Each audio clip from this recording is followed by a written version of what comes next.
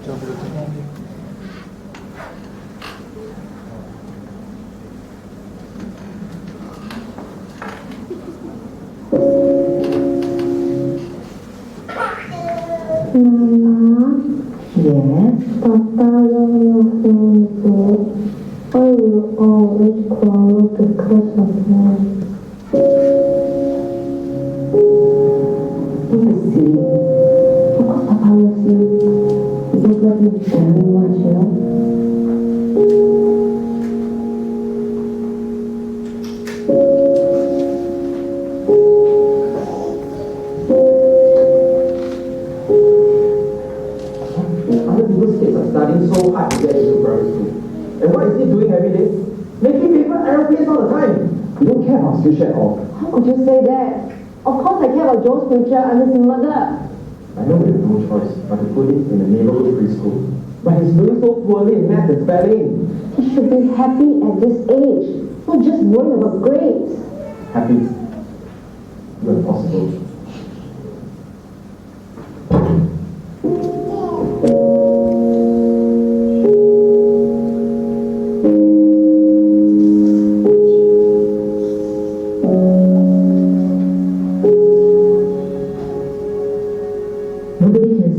What is the best way to bring up a child?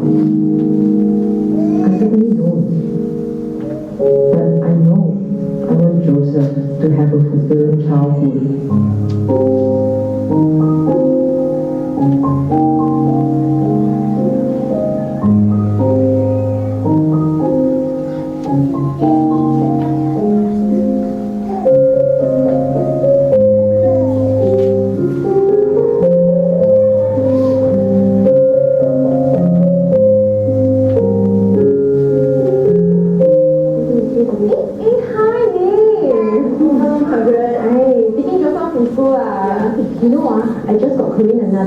tutor, so on top of the daily lessons, she also has drama class because I want her to be super ready for primary school. Are you doing the same for Joseph?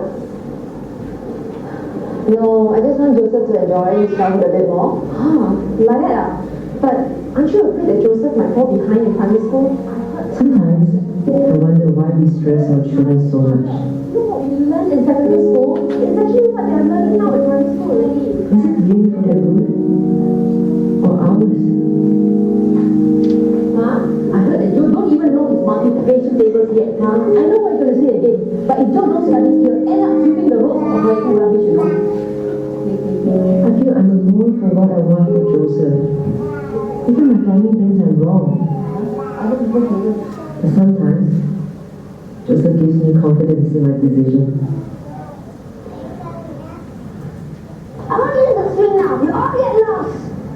Ellen, why don't you play hide and seek? I want to copy of you. I want to use the swing now. Because you are good at games. And hide and seek is a lot more fun. I seek and hide. If I cannot find you, you can have the swing, okay? Okay, start counting now. Shall we continue? When I see Joseph being able to handle himself like that, Joseph! I'm more sure that his childhood should be more than knowing how to spell or memorizing the multiplication table. Look at you, all sweaty. Do I still feel I'm alone in my decision? Sometimes. Did I make the right choice as a parent? I believe I did.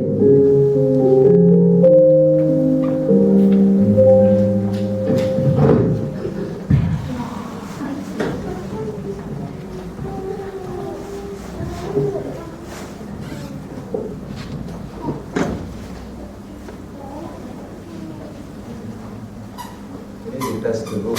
Tadi anak itu kelas berapa ya kira-kira ya Pak Senpe? Dari Jakarta ini jauh-jauh. Tadi anak itu kelas berapa ya Pak ya? Belum kelas 1, tapi masih preschool sebetulnya ya, dan akan masuk ke primary one. Ini anaknya. Tapi yang namanya keluarga pasti ada beda pendapat mengenai apakah anak ini perlu disiapkan untuk P1, primary one, luar biasa sekali. Apakah anak kita perlu kita siapkan untuk memasuki P1 dengan memberikan les-les macam-macam, matematika atau apa lagi ya? Selain matematika, sekarang itu belajar apa ya sekolah ya? Bahasa Inggris, Chinese lah, Malay atau apa begitu ya. Di cerita ini menarik sekali karena yang ribet ini malah bapaknya. Biasanya nih ya, biasanya sih bukan bapaknya gitu, bapaknya agak acuh gitu ya. Ini bapaknya yang ribet. Belum lagi bapaknya, masih ada lagi ini ibunya. Entah ini ibunya dari si ibu ini atau dari ibunya si bapak itu. Ada dua pressure dari keluarga nih, dalam keluarga. Di luar keluarga masih ada satu lagi nih, tambahan pressure dari lingkungan. Saya paling senang sekali jawaban dari ini nih tadi nih. Waktu dia masuk, nah itu lah. Enak sekali. Nah itu lah. Kayaknya kaget serius sekali gitu loh. Masa sih anaknya nggak disiapin untuk masuk P1 gitu loh. P1 ini nggak main-main. P1 Pak. Zaman saya dulu SMA 1 juga nggak diurusin sama orang tua saya. P1 ini mau masuk P1 udah diributin begitu. Tentunya ini adalah sumber dari tension, sumber dari stres, kekhawatiran dan sebagainya.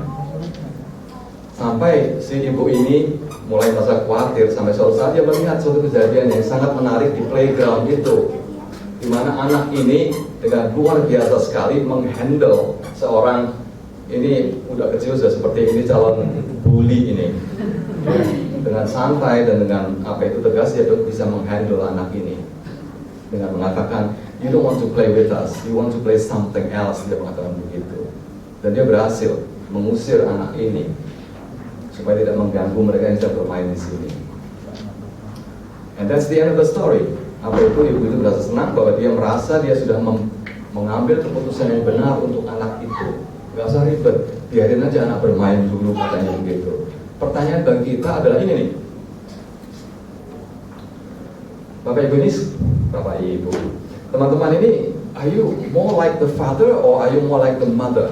Nomor 1, Yang nomor 2, yang lebih penting nih, the trip has a happy ending kayaknya, stop di sana. Jadi seakan-akan ini mengatakan ini loh, kalau kita membuat putusan yang terbaik untuk anak kita, ya seperti ini. Nggak usah terlalu banyak pressure dan sebagainya. Persoalannya, but will she live a happy life although she knows that she makes the right decision? Apakah setelah dia membuat keputusan itu, apakah hidupnya terus menjadi worry free? Ada yang bisa memberi komentar? Apakah selesai masalahnya? Masalah dengan diri dia sendiri sudah selesai karena dia sudah merasa yakin bahwa keputusannya adalah benar gitu. Tapi dalam keluarga belum selesai. Si ayah ini akan terus bertanya dan memberikan pressure pada dia, pada istri itu untuk membuat anaknya lebih siap masuk ke P1. Belum lagi mamanya, belum lagi lingkungannya. Jadi hubungan dalam keluarga itu bisa menjadi salah satu sumber tension, menjadi salah satu sumber kecemasan, menjadi salah satu sumber membuat orang tidak merasa bahagia. Itu hanya salah satu. Sore ini saya akan mengajak kita semua untuk melihat bukan hanya satu, tapi beberapa elemen yang bisa mempengaruhi our well-being. Apa itu rasa bahagia kita dalam hidup kita. Saya perkenalkan, ini Bapak ini namanya Martin Seligman. Dulunya adalah seorang psikiatris yang fokusnya adalah mengobatin orang yang sakit jiwa, stres dan sebagainya, depresi dan sebagainya. Sampai suatu saat dia memutuskan untuk tidak hanya memikirkan orang yang sakit jiwa, tetapi memikirkan orang-orang yang sehat seperti kita ini. Kita ini sehat, bagaimana supaya orang seperti kita ini dibuat menjadi lebih sehat lagi.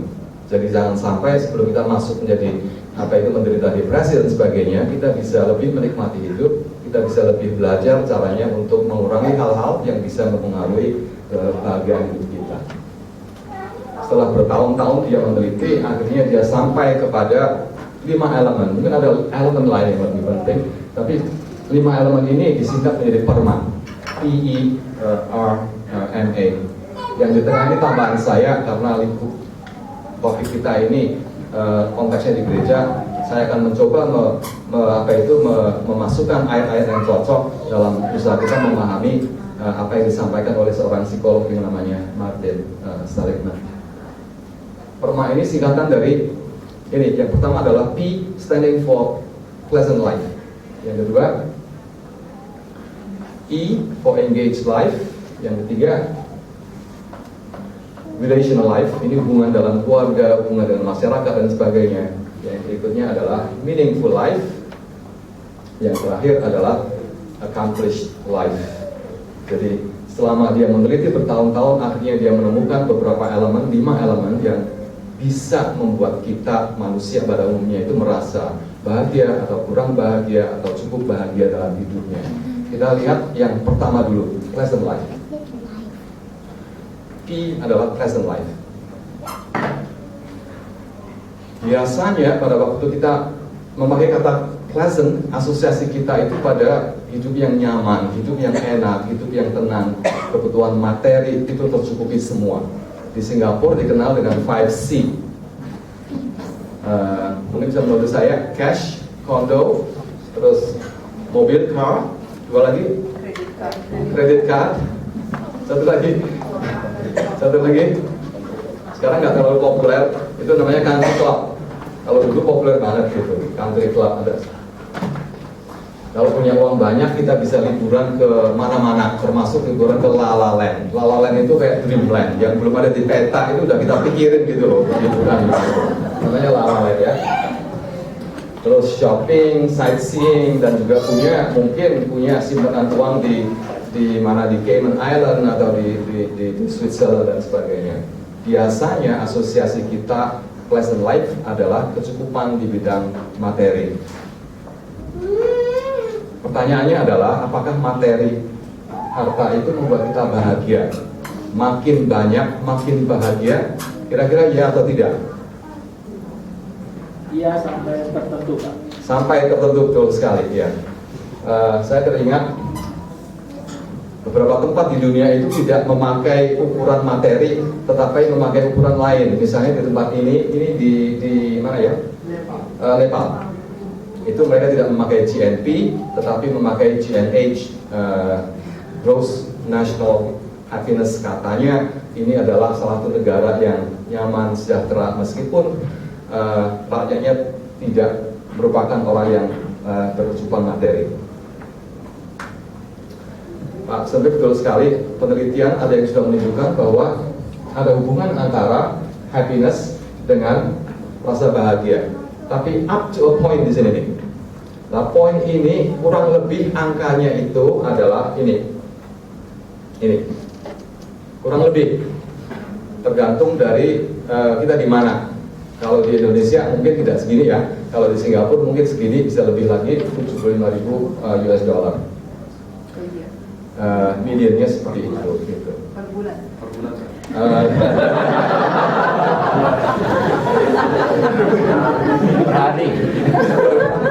bulan itu kalau seperti staffnya nari yang lari tadi itu bisa 9.000 gitu.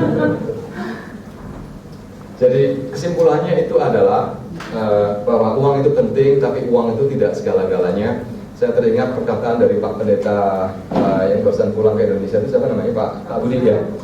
Dia mengatakan money is not everything, but everything needs money up to a certain point.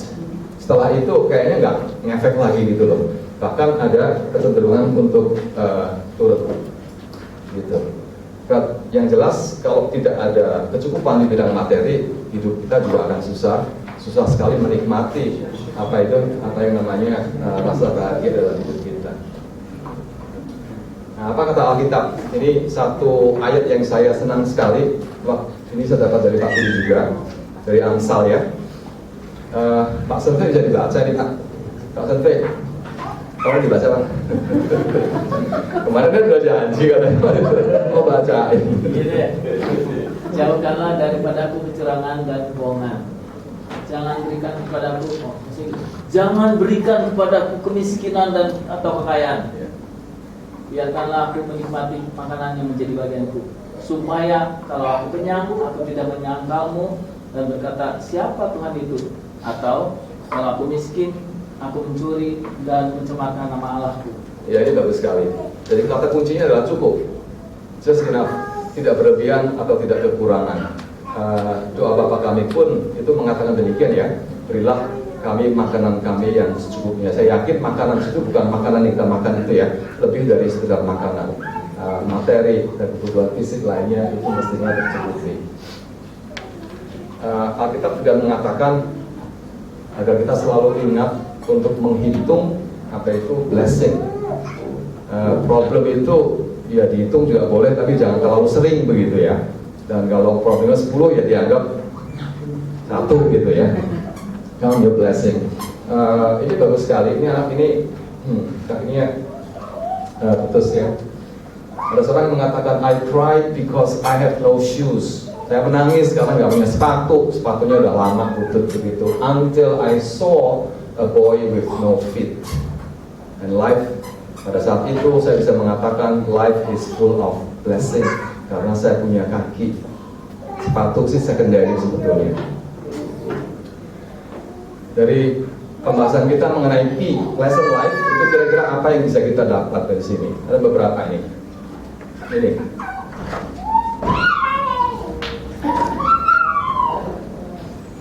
Kalau kita selalu memikir materi tidak akan pernah selesai. Tapi kalau kita bisa apa itu namanya mensetel itu apa sih bahasa Indonesianya? Nyetel gitu loh. Mengatur diri kita sendiri, mengatur perasaan kita. Sebetulnya yang dikatakan di sini adalah choice nih. So much of our happiness depends on how we choose to look at the world. Kita bisa milih kok gitu loh, hidup kita itu pilihan. Saya selalu ingat Pak Ayub yang selalu mengatakan kita tuh bisa milih, hidup itu pilihan kok gitu. Lihat ini, dua orang ini. Ya, yang satu di tempat yang sama, di kendaraan yang sama, yang satu memilih untuk melihat tempat-tempat yang suram gitu, sedang yang lainnya memilih untuk melihat pemandangan yang indah. So kata kuncinya adalah kita bisa memilih untuk melihat apa itu namanya hal-hal yang positif atau hal-hal yang negatif. Kalau kita memilih hal-hal yang positif, mestinya hidup kita lebih sejahtera. Ada orang yang mengatakan kejadian yang kita lihat setiap hari itu netral sifatnya, nggak ada kejadian yang buruk sebetulnya. Tapi adalah respons kita terhadap situasi itu yang membuat kita merasa sedih, merasa kurang enak, merasa susah dan sebagainya. So bukan kejadian itu, tapi how we respond to the events itu yang mempengaruhi rasa senang atau rasa kurang senang kita. Jadi kata P yang pleasant tadi itu bisa juga diganti dengan P menjadi positive emotions. We can choose to be happy atau we can choose to be unhappy, itu pilihan kok gitu. Nyari waktu itu kemarin tuh milih untuk happy atau unhappy itu, gak ada pilihan kayaknya deh. Satu kata kunci lagi antara perbedaan antara reaktif dan proaktif. Reaktif itu kita selalu menunggu kejadian, setelah kejadian baru kita bereaksi, dan reaksi kita biasanya tidak maksimal, tidak optimal, dan cenderung negatif, terutama kalau kejadian itu tidak membuat kita senang gitu. Tapi kalau kita proaktif, mungkin apa itu dampak dari kejadian itu menjadi lebih kecil gitu.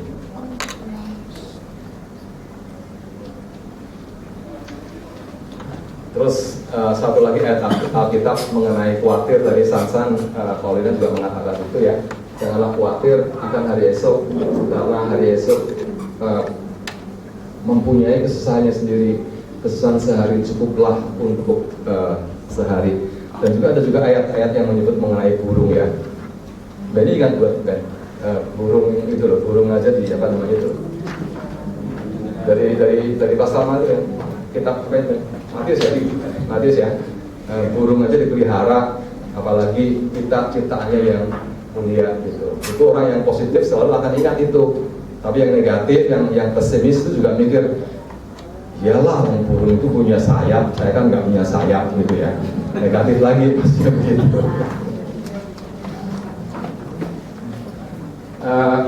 Nanti mungkin di rumah bisa di-setel sebuah lagu yang bagus sekali. Lagunya judulnya Always Look on the Bright Side of Things. Itu yang pertama, P untuk pleasant, P for pleasant life. Tapi kata kuncinya adalah kita tidak selalu mengejar apa itu namanya materi saja, tapi juga bisa mengatur emosi kita menjadi lebih positif dalam menghadapi situasi dalam hidup. I yang kedua, PE perma yang kedua, I adalah untuk engage life. Engage life, engagement kata kuncinya. Engagement itu adalah salah satu elemen yang bisa membuat seseorang menjadi merasa senang, merasa sejahtera hidupnya. Bukan uang, tapi kemampuan atau kesempatan untuk menjadi merasakan engagement. Engagement itu terjadi pada waktu kita melakukan